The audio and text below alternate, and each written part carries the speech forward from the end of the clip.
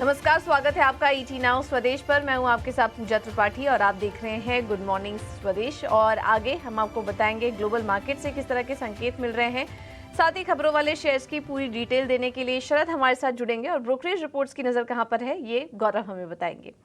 लेकिन चलिए सबसे पहले शुरुआत कर लेते हैं एशियाई बाजारों से। और शुरुआत इस वक्त अच्छी दिखाई दे रही है। गिफ्ट निफ्टी ऊपर है, करीब 78 अंकों की तेजी है वहां पर, तो अच्छी मजबूती यहाँ है। लेकिन अन्य एशियाई बाजारों को देखेंगे तो वहां से काफी मिले जुले संकेत इस वक्त देखने को मिल रहे हैं। बाकी ग्लोबल मार्केट से संकेतों की बात करें तो तीनों ही इंडाइसेस हरे निशान में बंद हुए। हालांकि डाउ जोन्स की बात करेंगे तो ऊपरी स्तरों से थोड़ा नीचे आए, क्योंकि दिन के दौरान 450 अंकों की तेजी डाउ जोन्स में देखने को मिली थी। थोड़ा नीचे आके बंद हुए। लेकिन S&P 500 और नास्डैक की बात करें तो फरवरी के बाद S&P 500 में सबसे बड़ी तेजी देखने को मिली। नास्डैक में भी करीब 400-450 अंकों की तेजी और S&P 500 करीब 1.5% ऊपर जाकर बंद हुआ। इसके पीछे वजह ये थी कि दो चीजें हुई हैं। एक तो कल फेड पॉलिसी का आउटकम आया और उसमें सितंबर की बैठक में दरों में कटौती की संभावना बताई जा रही है, ये खुद जेरम पावेल का कहना था। और इसके अलावा रोजगार के भी आंकड़े आए, जिसमें कि जो आंकड़े आए हैं वो थोड़े कमजोर दिखाई दिए। जुलाई में प्राइवेट पेरोल का जो आंकड़ा है वो 1.22 लाख की बढ़त वहां पर देखने को मिली। 1.5 लाख की बढ़त का अनुमान था। तो जुलाई में जो प्राइवेट पेरोल आए वो जनवरी के बाद से सबसे धीमी ग्रोथ जुलाई में देखने को मिली है। इसके चलते हमने देखा कि अमेरिकी बाजारों में तेजी देखने को मिली, क्योंकि इन दो आंकड़ों ये कुछ बयान जो निकल कर आए फेड की बैठक में और जिस तरीके से लेबर मार्केट की तरफ से डेटा आ रहे हैं उसको देखते हुए सितंबर में कटौती की संभावना काफी तेज हो चुकी है।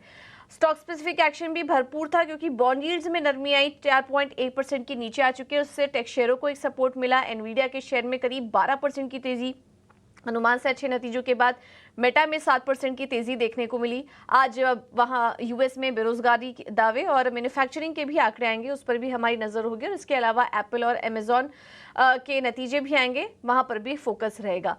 एक बार क्विकली आपको बता देते हैं कि यूएस फेड पॉलिसी में क्या कुछ बयान निकल कर आए हैं। फेडरल रिजर्व ने ब्याज दरों में कोई बदलाव नहीं किया और फेड ने लगातार 8वीं बार दरों में बदलाव नहीं किया। ब्याज दरों को 5.25 से 5.5% पर बरकरार रखा। लेकिन चेयरमैन का बयान जो था वो उनका ये कहना था कि सितंबर की जो बैठक होगी इसमें दरों में कटौती देखने को मिल सकती है। महंगाई जो है वो फेड ने जो 2% का लक्ष्य तय किया था उसकी तरफ धीरे धीरे प्रोग्रेस होते हुए दिखाई दे रही है।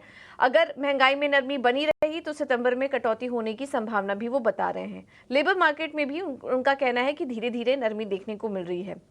वहीं दूसरी तिमाही के महंगाई के आंकड़ों से भरोसा भी बढ़ा है और उनका कहना है कि जो भी फैसला वो लेंगे वो चुनावी नतीजों की वजह से नहीं होगा। ये सवाल उनसे पूछा गया, उस पर उन्होंने ये जवाब दिया। लेकिन अगर इसी तरीके के हालात बने रहे, महंगाई में कमी आई और बॉन्ड मार्केट में ऐसी ही नरमी बनी रही तो फिर सितंबर में पूरी संभावना है कटौती की। इसी की वजह से हमने देखा कि ब्याज दरों में कटौती की उम्मीद से सोने में तेजी आई। सोना अब $2500 के पास पहुंच चुका है। यूएस 10 ईयर यील्ड्स 4.1% के नीचे आ चुके। डॉलर इंडेक्स 104 के पास था। कच्चे तेल में लेकिन एक तेजी लौटी और हमने देखा कि क्रूड में 3% से ज्यादा की तेजी थी। ब्रेंट $81 के पार आ चुका है, क्योंकि मिडिल ईस्ट में जो तनाव चल रहा था उसमें कल कच्चे तेल ने अपना रिएक्शन दिया। उसके अलावा यूएस में भी जो क्रूड इन्वेंट्री थी वहां पर कमी देखने को मिली है। तो इन दो फैक्टर्स की वजह से हमने देखा कि कच्चे तेल में तेजी वापस लौटी है। तो ये है आज के लिए कुछ फैक्टर्स। कुल मिला के बात करें तो फेड पॉलिसी अनुमान के मुताबिक ही रही है। दुनिया भर के बाजारों में तेजी है। एशियाई बाजार मिक्स्ड रिएक्शन दे रहे हैं।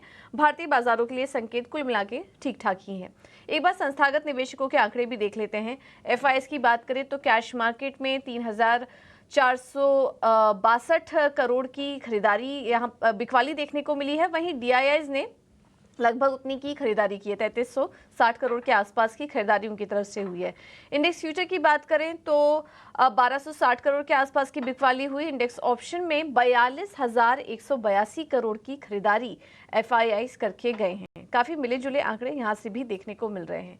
लेकिन चलिए आज का बाजार कैसा कारोबार करेगा और निफ्टी और बैंक निफ्टी के लिए अहम लेवल्स क्या निकल कर आएंगे ये भी एक बार समझ लेते हैं हम। क्योंकि कल निफ्टी की बात करें तो हमने देखा कि जो क्लोजिंग हुई वो स्टेबल ही हुई। दिन भर एक रेंज बाउंड सेशन देखने को मिला। हालांकि शुरुआत थोड़ी कमजोरी के साथ हुई थी निफ्टी में, लेकिन उसके बाद हमने देखा कि एक रिकवरी आई है। बाजार दिन के ऊपरी स्तर पर जाकर बंद हुआ। एक रेंज में कारोबार चल रहा था, लेकिन ऊपरी स्तर पर जाकर निफ्टी ने अपनी क्लोजिंग दी है।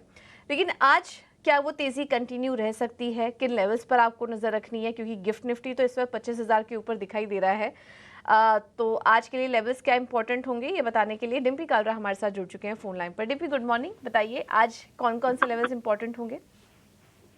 गुड मॉर्निंग पूजा। देखिए, कल हम 25,000 के बिल्कुल करीब जाके बंद हुए थे और पिछले 2 दिन से हमने 25,000 को लेवल को पार नहीं किया था। अगर आज हम गैप के साथ पार करते हैं तो ये थोड़ा और शॉर्ट कवरिंग कराएगा। ऑल्दो एक्सपायरी हमारी निपट चुकी है, लेकिन फिर भी कल फ्रेश लॉन्ग पोजीशंस बनी है। एक कॉन्फिडेंस दे रही है कि मार्केट के अंदर अभी भी काफी स्पेस है कि थोड़ा और ऊपर जा सकते हैं। देखिए, काफी सारे लोगों को ऐसा लग रहा है कि बाजार बहुत चल गया, अब तो इसको गिरना चाहिए, करेक्शन होना चाहिए। इनफैक्ट हम भी उसी में से ही हैं जो मानते हैं कि एक राउंड की हल्की सी करेक्शन या प्रॉफिट बुकिंग जरूर आनी चाहिए मार्केट के अंदर।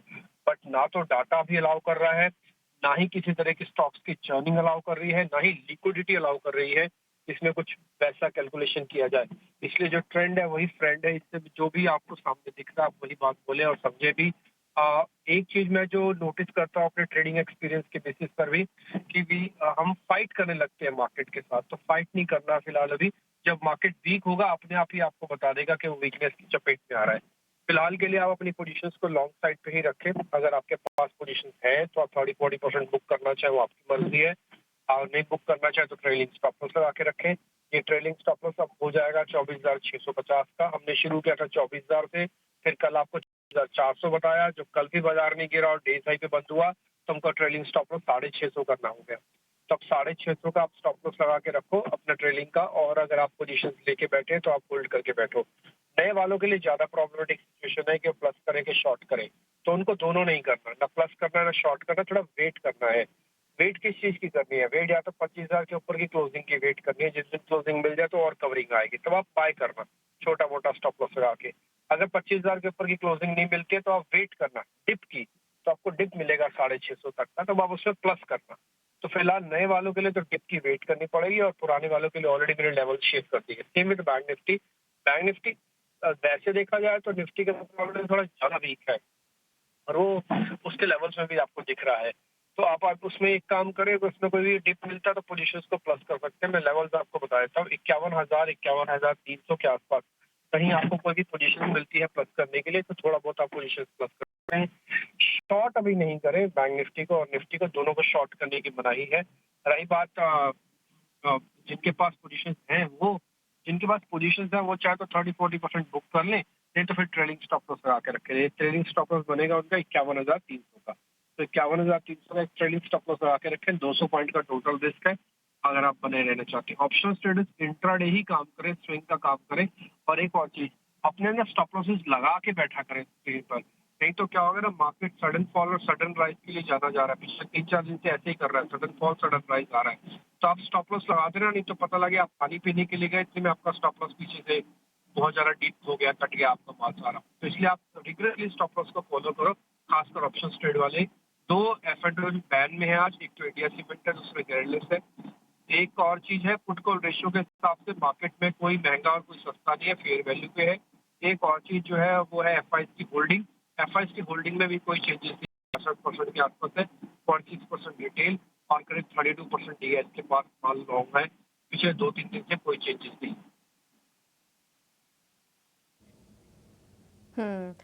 ठीक है, बहुत बहुत शुक्रिया डिम्पी आपका ये पूरा एनालिसिस करने के लिए। बहुत इंपॉर्टेंट बातें अभी डिम्पी ने भी हाईलाइट की है कि मार्केट में वैसे तो कोई दिक्कत नज़र नहीं आ रही है, लेकिन स्ट्रैटेजी का एक तरीका अपनाइए आप। निफ्टी और बैंक निफ्टी में आप जब गिरावट आए बाय ऑन डिप्स की रणनीति अपनाइए। फिलहाल फ्रेश एंट्री की सलाह लॉन्ग के लिए शॉर्ट के लिए दोनों के लिए नहीं है जो फ्रेश खरीदारी करना चाह रहे हैं, लेकिन जिनके पास ऑलरेडी है वो बने रहिए, अपने स्टॉप लॉसेस को ट्रेल करिए और स्टॉप लॉसेस का खास ख्याल रखें क्योंकि मार्केट स्विंग दे रहा है। तो ऑप्शन ट्रेडर्स को यही सलाह है कि इंट्राडे कारोबार करिए और स्टॉप लॉसेस का ध्यान आप ज़रूर रखिए इस तरह के बाजार में। ये है सलाह आपके लिए।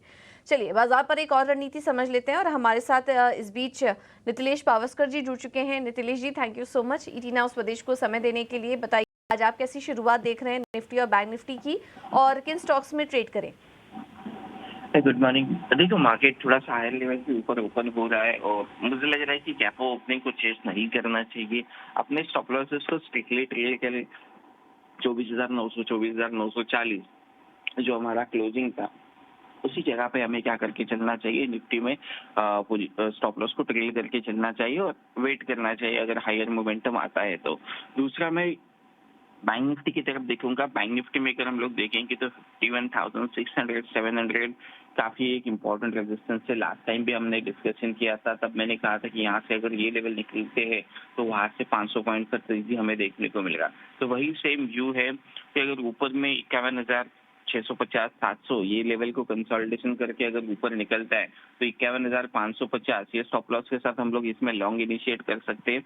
52,000 से लेके 52,200 एक इम्पोर्टेंट लेवल का, वहां तक हम लोग चल सकते हैं अगर ये लेवल का ब्रेकआउट होता है तो। अगर 52,200 के ऊपर सस्टेन होता है तो फिर एक नेक्स्ट फ्रेश मोमेंटम में बैंक निफ्टी में देखने को मिलेगा। लोअर साइड के ऊपर एक ध्यान रखें 51,300 मेक और ब्रेक लेवल है, इसके नीचे जाता है तो एक बार के लिए लॉन्ग को बुक कर लीजिए, अपने स्टॉप लॉसेस को स्ट्रिक्टली फॉलो कर लीजिए।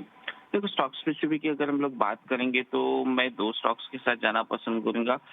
पहला जो काउंटर मेरा होगा वो होगा टीसीएस का।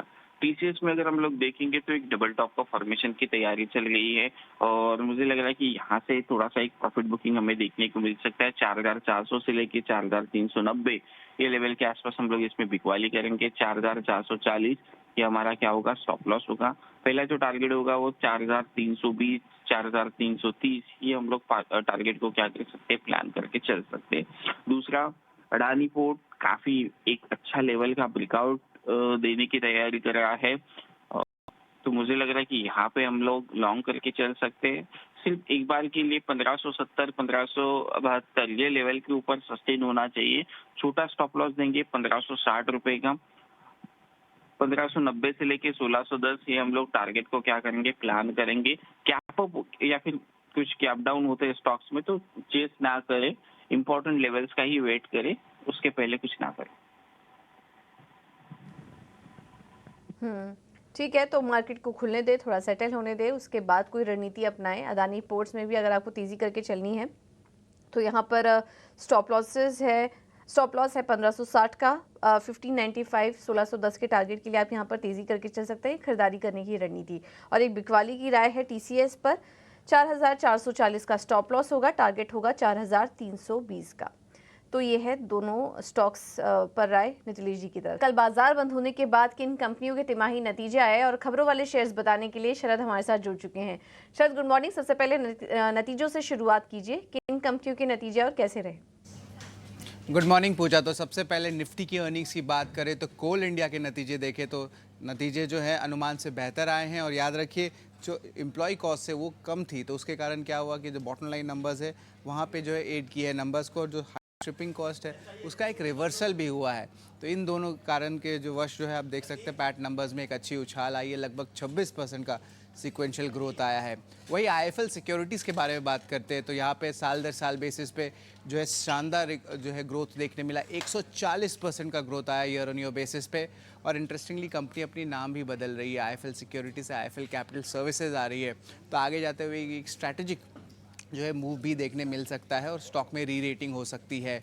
प्रिकॉल इंडिया हमारा जो है तीसरा स्टॉक रहेगा जहाँ पे शानदार नतीजे आए हैं। ईयर ऑन ईयर बेसिस पे देखें तो एबिडा में लगभग 28% का उछाल आया है। एस्टर डीएम हेल्थ केयर यहाँ पे जो है ऑफकोर्स बॉटम लाइन नंबर्स पे जो है बड़े नंबर्स का इम्पैक्ट आया, क्योंकि जो सेल हुई है उनकी गल्फ बिजनेस की उसका भी इम्पैक्ट नंबर्स में देखने मिला है। नतीजे जो है अच्छे हुए हैं और मार्जिन्स ऑलमोस्ट 17.7% आए, यहाँ पे 200 बेसिस पॉइंट्स का जंप देखने मिला है। JK Lakshmi cement weak set of numbers आए और ये एज एक्सपेक्टेड था सीमेंट पैक में, क्योंकि यहाँ पे ऑफकोर्स थोड़ी सी उनकी प्राइसिंग कम हुई है और डिमांड भी ओवरऑल थोड़ा सा कम ही था। मानसून का भी इम्पैक्ट था और आप देख सकते हैं मार्जिन्स में 540 बेसिस पॉइंट्स बड़ा अमाउंट है, ये गिरावट देखने मिली है। बैंक ऑफ बड़ौदा की बात करें तो यहाँ पे लार्जली एसेट क्वालिटी में थोड़ी सी डिटोरिएशन आई है, स्पेशली जो नेट एनपीए होता है उसमें। तो यहाँ पे लगभग 1 बेसिस पॉइंट्स का गिरावट सिक्वेंशियली आया है और पैट में भी जो है 10% के नीचे का ही ग्रोथ आया है। आखिर में केआरबीएल भी फोकस में रहेगा, चावल वाली स्टॉक है। यहाँ पे जो है रेवेन्यू लगभग 15% गिरा है और मार्जिन्स में भी बड़ी जो है मार पड़ी है, तो कमज़ोर नतीजे केआरबीएल के आए हैं।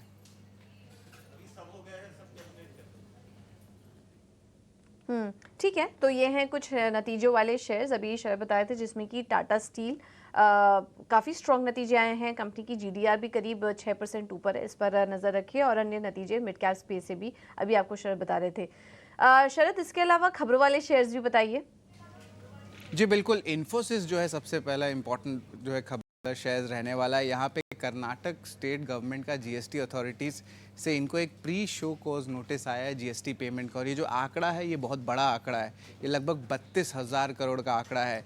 अभी ये जो है ऑफकोर्स जो एक्सपेंसेस थे उनके फॉरेन ओवरसीज़ ब्रांच को लेके उसको लेके ये नोटिस आई है। लेकिन कंपनी ने क्लैरिफिकेशन भी कल दिया मार्केट आज के बाद। यहाँ पे उन्होंने कहा कि रेगुलेशंस के हिसाब से जीएसटी इन एक्सपेंसेस में एप्लीकेबल नहीं है।